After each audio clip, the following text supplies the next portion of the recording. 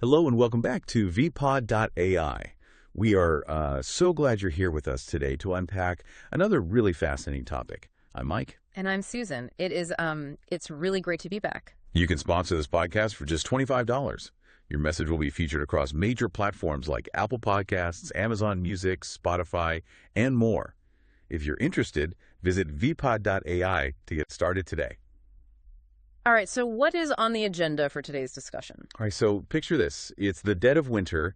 The sky is gray. You're feeling a little sluggish. Maybe you went a little too hard on the comfort food over the weekend. Oh, yeah, we have definitely all been there. Right. So you are doom scrolling through your social feeds, desperate for something that looks healthy, but also comforting. And then you see it. The golden steaming mug. Exactly. It's golden. It's steaming. It looks absolutely delightful. It looks like a literal hug in a mug. I have a very strong feeling I know exactly what trend you are talking about. I'm talking about boiled apple water. Yeah. It is, it's everywhere right now. Have you seen this taking over? It is genuinely impossible to miss. I mean, it's having a massive cultural moment. It really is. Yeah. And the premise seems delightfully simple. You get some apples, you slice them up, you throw them in a pot of water, let it simmer for a while until your kitchen smells amazing. And then here is the part that actually stops me in my tracks. You strain out the fruit and just drink the liquid. Right. You throw away the solids. Yeah. And the claim isn't just that it tastes like a nice watered-down cider. The internet is promising that this is the ultimate fix for digestion, for constipation, for bloating. People are treating it like a magic elixir. They really are. It's being presented as this very gentle, natural remedy, a way to reset the gut without taking medication.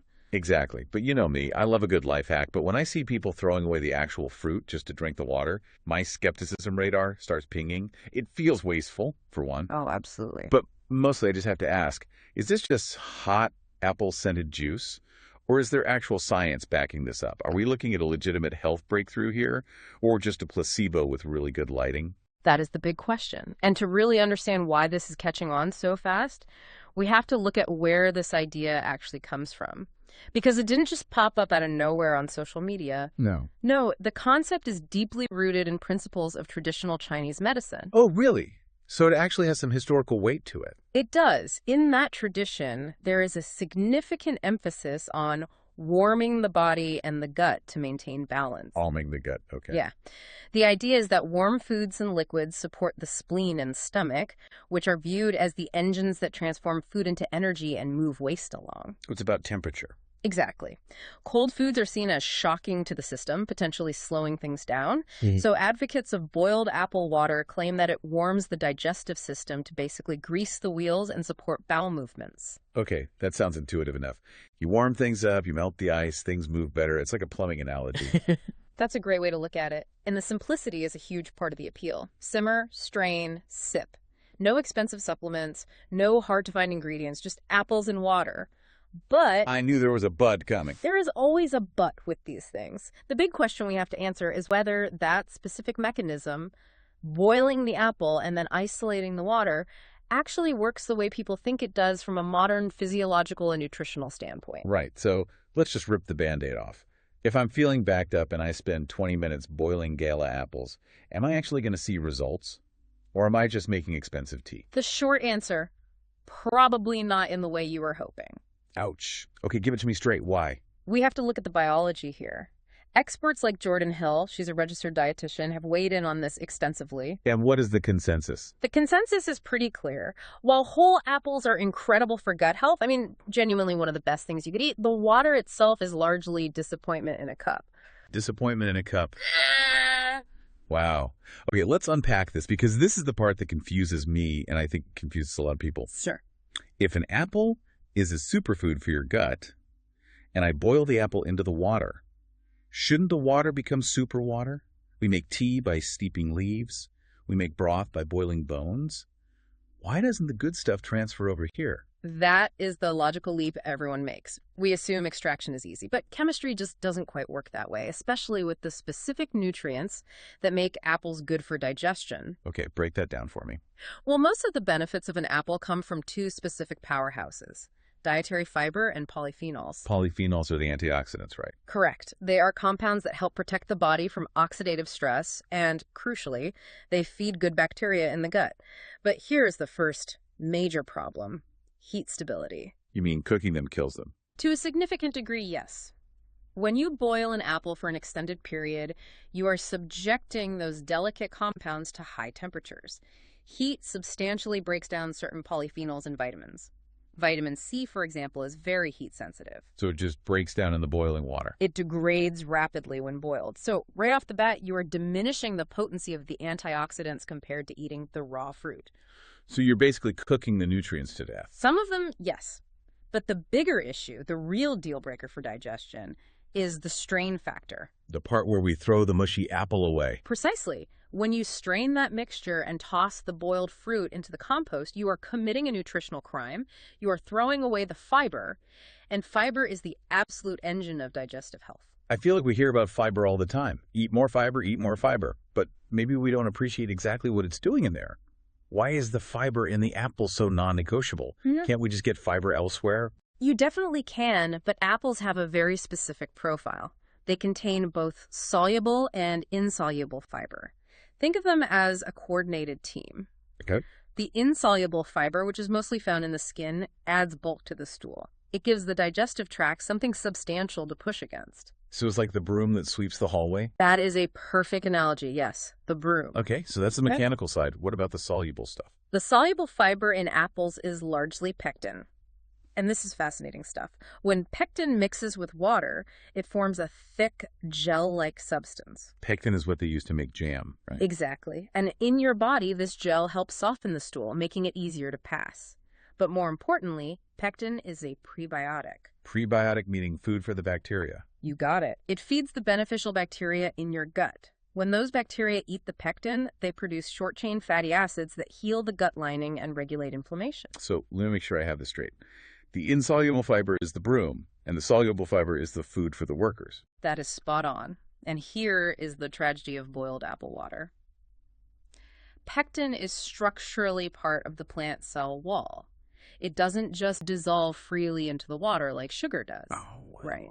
When you boil the apple and strain it, the vast majority of that pectin stays in the bulb. So you are straining out the broom and the food for the workers. You really are. Jordan Hill points out that boiled apple water basically leaves all of that behind. It doesn't meaningfully support beneficial gut bacteria, and it doesn't provide constipation relief in the way the actual fruit does. Wow. You have effectively removed the engine, and you're just sitting in the car hoping it moves. That is such a vivid image. So we've stripped the engine, we've thrown away the keys, but here's where I have to play devil's advocate. I'm ready. Because despite what you just said about the chemistry, if you go online, the comment sections are full of people saying, I tried this and it worked, this cured my stomach ache, I finally went to the bathroom. Are they all just imagining it? Is this just mass hysteria? No, it's not necessarily placebo, and this is where the nuance comes in, and why we shouldn't just dismiss these trends outright. It's easy to say it's fake, but something physiological is happening. It just isn't about the apple. Okay, I'm intrigued. What's the secret ingredient if it's not the fruit? It's the heat. The heat, just the temperature of the water. Just the temperature.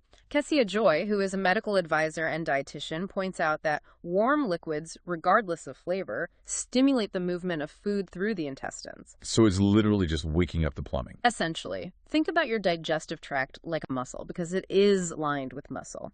This is called the gastrocolic reflex. Gastrocolic reflex. Right. Warmth can help relax the gut muscles and stimulate peristalsis, which is that wave-like motion that pushes food down.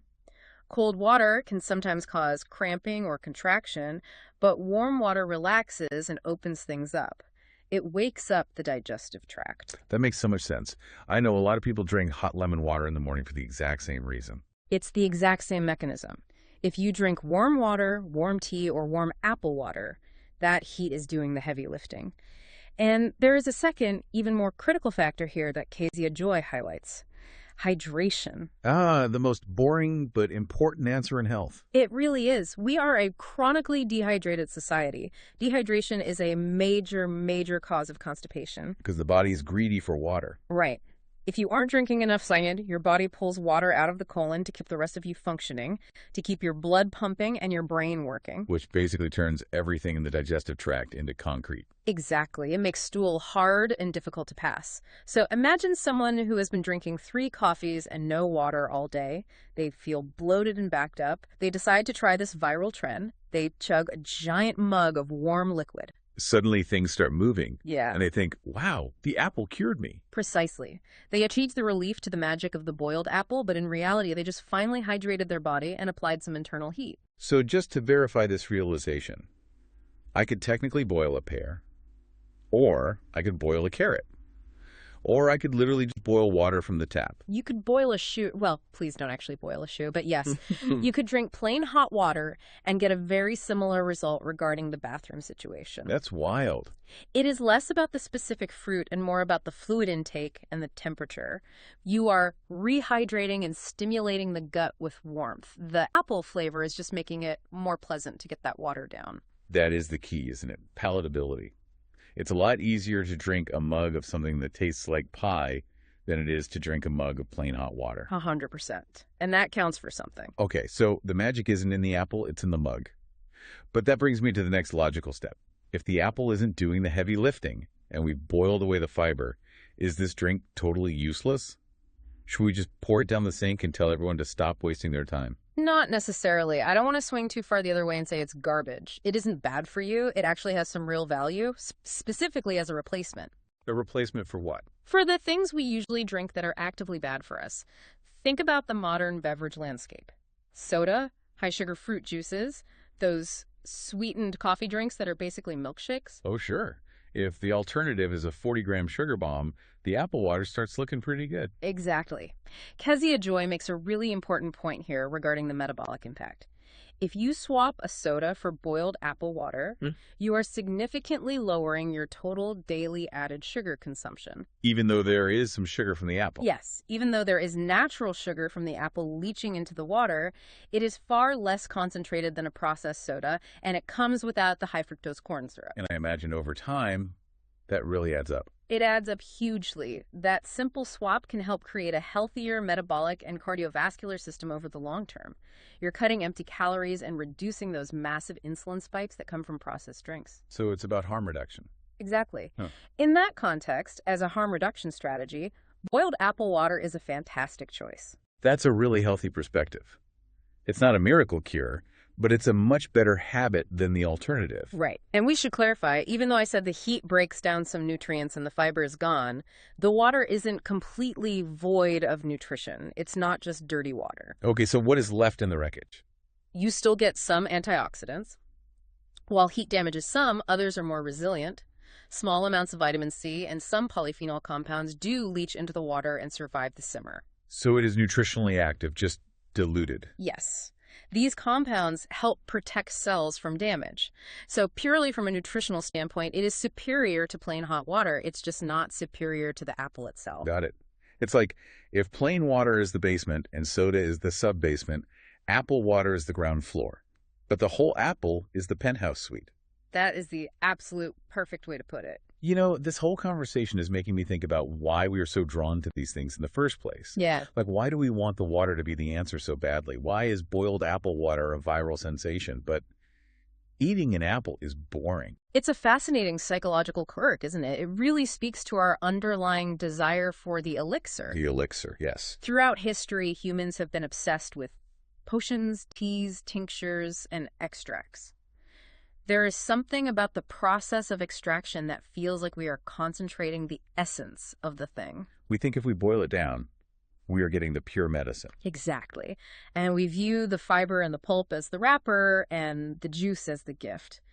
But biologically, for our gut, the wrapper is actually the main event. Plus, there's the effort involved. You have to wash the apple, slice the apples, get the pot, boil the water, wait for it to simmer, get the strainer, strain it, wait for it to cool down enough to sip, purely to fix digestion.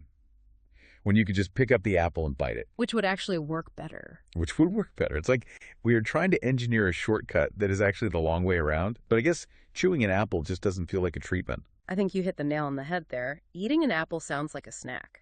But drinking a preparation sounds like a remedy. It feels proactive. It feels like self-care. That's so true. It's the cozy factor we talked about at the beginning. Holding a warm mug feels medicinal in a way that chewing doesn't. It signals to the brain that we are taking care of ourselves. And we shouldn't underestimate the power of that feeling. Stress is a major factor in digestive issues. If the ritual of boiling the water makes you feel cared for and helps you de-stress, that alone helps your digestion. So if it makes you happy, do it. Just don't fool yourself into thinking you've hacked your fiber intake. Right. Enjoy the tea, but maybe we can fix the waste problem, because I'm still stuck on throwing away that cooked apple. Is there a way to have our cake and eat it too? Or have our apple water and eat the apple? Absolutely. There is no rule anywhere saying you have to throw it away. Is it gross to eat it, though? I mean, it might be a little mushy, but think about it. It's basically stewed apples. You could blend it into applesauce. You could put it over oatmeal. There you go. Zero waste. Precisely. If you blend that boiled fruit back into the water, or just eat it with a spoon on the side, suddenly you have regained all that fiber you were about to throw away. You get the hydration, the warmth, and the gut health benefits of the pectin and the bulk. Look at that. We just fixed the trend. You heard it here first. Don't strain it, mash it. Or at least eat the mash. I love it. The deep dive apple mash. So let's bring this all together. We've gone from magic potion to warm hydration to harm reduction. If you had to summarize the takeaway for someone standing in their kitchen with a bag of apples right now, what would you say?